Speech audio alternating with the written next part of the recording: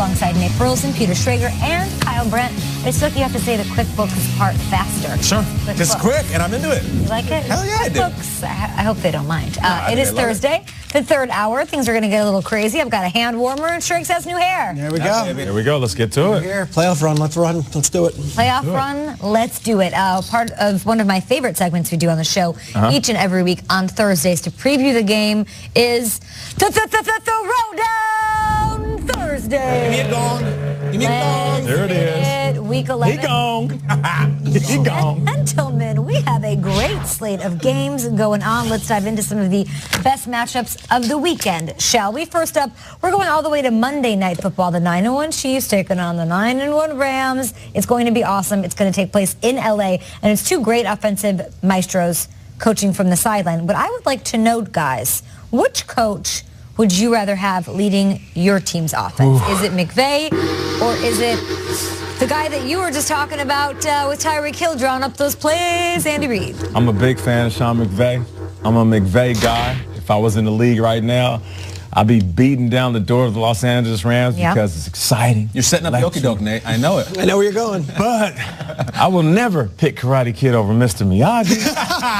You feel me? Not bad. McVay out there waxing on, waxing off, but Andy Reid catching the fly with the chopsticks. So for me, it's one of the guys that have done it for so long, and that's what I can appreciate about Andy Reid is that he's adjusted with the time. At times, has he had offenses that struggled? Yes. But he had offenses that were successful? Yes. But what's more important than both those things, they've all had different identities. And this year is even different, even more different, because he had different skill sets, different players. Pat Mahomes was so different than Alex Smith. He has speed at every position, and he's adjusted to today's game. And what people said was a flash in the pan, gimmicky style offense. He's using that and blending that with old traditional offense. So I'm going with Andy Reid. Mr. Miyagi beats up high school kids. Hope. It's really questionable ethically. He probably could just diffuse the situation. They had it coming. Yeah, I mean, they're 16 years old. He's beating the hell out of them. McVay is not Daniel LaRusso. He's Johnny Lawrence. He's a bad dude. This is why I looked at it. About 5 studios ago for us, we used to be in the same building where they shot Let's Make a Deal. All right, Wayne Brady and everything like that. And I look at Andy Reid as, you know what you're getting, and it's really good, and you've seen it for a long time. A little faulted at the end of the season, but there's also what's behind the door number 2, or the X. And that's McVay. There's a big unknown with him, and it might be a big payoff, or maybe not. Maybe you should have gone with Reid, but I'm going to always go for the X door right there. I'm going with McVay because I think the best is yet to come. It's funny. Yesterday, I did the whole thing about how it was a chess match between, Kasparov and Spassky, whatever it was, and a lot of Saints fans came out and said, well, Sean Payton's better than all of them, so fair. We'll leave that of it. But just between these two, I have seen Andy Reid change his entire philosophy from a West Coast guy, short route, to now becoming this exotic 7-on-7 Texas high school mastermind. I love what Andy Reid's doing. I love Sean McVay. Yeah. Hell, I love Sean McVay. Andy Reid is my guy if I'm picking one offensive guru for one season. That's from Alex Smith, Mahomes, back to McNabb, of course, even just Vic back in the day. It's crazy that he's had 12 top 10 offenses in his 20-something year career, and he's had 4 different quarterbacks doing it. I totally agree with you guys that it's Andy Reid. Moving on, not you, buddy. We got to do this again tomorrow. I love that topic. I do. That's a good topic. I just think there's so much to unload on it. I think McVay, you feel like you'd be disrespecting Reid if you took McVay, and that's not true. You know what I mean? Like there's just a lot. And throw Peyton in there. I think it's a great conversation. You're right. You're right. Well, we have one more day to do it. Great week. Let's move on, guys. We are headed to Atlanta. The Falcons and the Cowboys are desperate for a win to stay in the NFC playoff hunt. Both teams are 4-5, but which one do you believe can sneak into the playoffs more? Is it the Cowboys or is it the Atlanta Falcons? That is a round 2 fight. I'll go with the Cowboys based on the division they play in. I know the Redskins have a couple game lead in them in the standings, but the Eagles are floundering, the Giants are floundering, and the Redskins last week got a very important win, but the week before got lit up by the Atlanta Falcons. Cowboys can win the NFC East. They can finish 9-7. They can go to the playoffs. They can host a playoff game. It's still very much possible.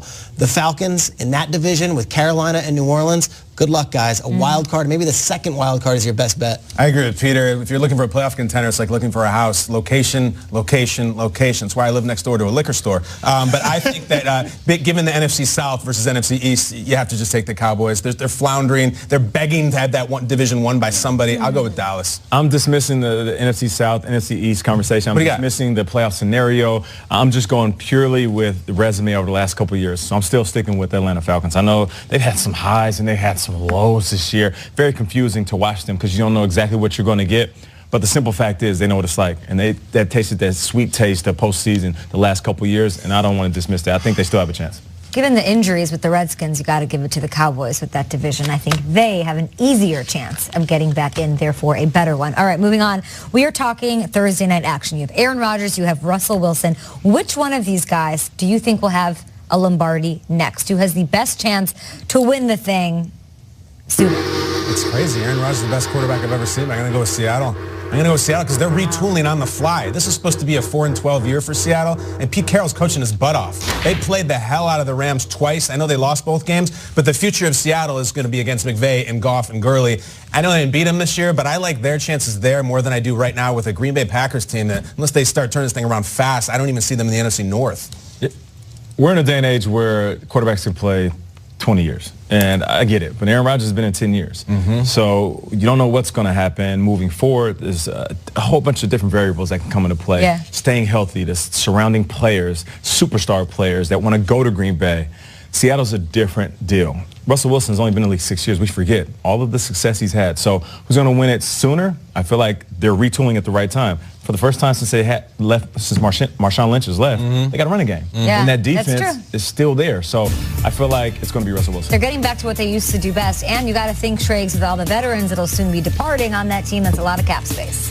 You guys are talking about who's going to get there sooner, but Yes. you're talking about long-term stuff.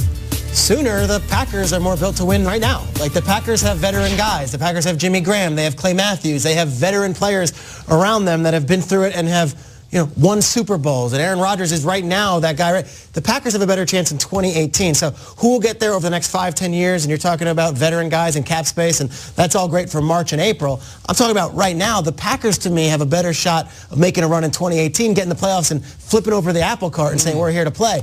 Seattle, I don't see it this season. So I'm going to say Green Bay.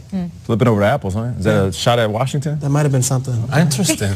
You guys can play along at home. City, man. At hashtag GMFB. I leave you with this Throwdown Thursday. Let's stay with Green Bay, Wisconsin up against Seattle. Let's talk Washington. I have a pair of legendary musicians facing off this week. Is it Liberace that is representing Wisconsin? I think Milwaukee. Milwaukee area. It is not Green Bay. Wisconsin geography Twitter, do not come at me. And then representing Seattle is Kenny G. Who's more iconic? Liberace's incredible. I find myself, he's kind of before my generation. I don't know much about him. I know Kenny G, studies have shown he's responsible for 90% of the population. He really is. And he is a G. The stuff that he will put on social is incredible. Check out what Kenny G put up not too long ago. Nothing like some morning sax to get your day going, smiley face. He does that stuff all the time. Right up your alley. Right.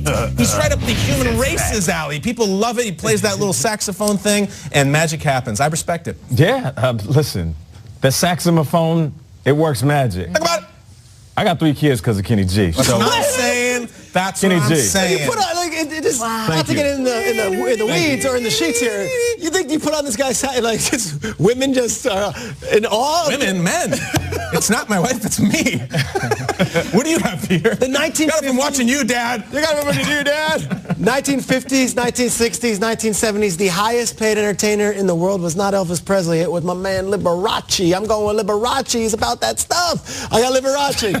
He had the flair. Had it all going on. No, can you name one Liberace song? Behind the Candelabra was a great movie based on his life. A lot of things going on. Can I name a Matt Liberace? Damon? Michael I don't, because I don't know any. I don't even know if Liberace has songs. Does he? I don't know what he does. He plays piano. Does he sing? Is he a Concertos. I know the outfits and the piano and the candelabra is great. Does he sing? I have no clue. I know Neil Diamond. All I know. Yeah, Forever Blue Jeans. I got you. Research. Does Liberace sing? Does he play the piano? I guess he does, right? Of course he does. What's his #1 hit? Liberace Twitter is going to kill us right now. I don't think that exists. You don't? No. Let's find out. Are you guys out there like Liberace and on social media? I know Kenny G Twitter is out there. Oh, for sure. How many Kenny G babies is out there? And 7 people raised their hand back here. That's not true. Let's bring in Tom Pelissero. I'm not going to ask him whether or not he is in fact a Kenny G baby. Instead, we're going to set the tone. I can't see his face. We're going to set the tone for Thursday night action. What should we expect to see in Seattle when the Packers and Seahawks take the field right here on NFL Network? If we're setting the tone for a second, I'm just trying to get out of my head Nate Burleson setting the mood to the dulcet tones of Kenny G right now. Okay, the Seahawks started a tradition in their locker room where they place a sticker on the top of a player's locker for each playoff win that he participates in. And looking around the locker room this week, there are not a lot of stickers in there with all the roster turnover the past couple of years that's transformed Seattle into one of the NFL's youngest teams. Receiver Doug Baldwin told me that's not necessarily a bad thing coming into this hugely pivotal game for both teams tonight against the Packers. They don't know what they don't know, Baldwin said. Nobody's going to put undue pressure upon themselves. They can focus in on one of the messages Coach Pete Carroll has brought to them this week, which is play like who we are. Packers defensive end Mike Daniels told me Mike McCarthy's message was even more straightforward. We've got to win the game. Simple. We have to win this game. Two guys who have won a lot of big games, of course, quarterbacks Aaron Rodgers and Russell Wilson, who said this week he thinks this Seahawks team is championship caliber. Well, if they're going to make a run, better start showing it beginning tonight. Tom Pelissero making beautiful music for us this morning. Tom, there are also familiar faces on both teams tonight. Tell us, how are Jimmy Graham and Brett Hundley preparing to face their former squads? Well, let's start with Brett Hundley. His role this week was playing the role of his old teammate Aaron Rodgers on the Seahawks scout team during practice. Hundley said, it's the same rhythm and footwork I practiced for 3 years before Green Bay traded him away. I just run around a little bit and just sling it. Quarterback Shaquille Griffin said there's other things Hundley has been able to help them with in terms of Rodgers' cadence, some of the things they might hear at the line of scrimmage, some of the pre-snaps shifts. Those are all things, Griffin said, that we can use to our advantage. As for Jimmy Graham, he has not spoken to the media a whole lot in Green Bay, but Griffin said there is going to be a lot of trash talk on the field tonight. Griffin said it's all love, but Jimmy's a guy you got to get started. We are definitely going to try to get him started and maybe, guys, throw him off his game a little bit. Great stuff from Tom Pelissero there.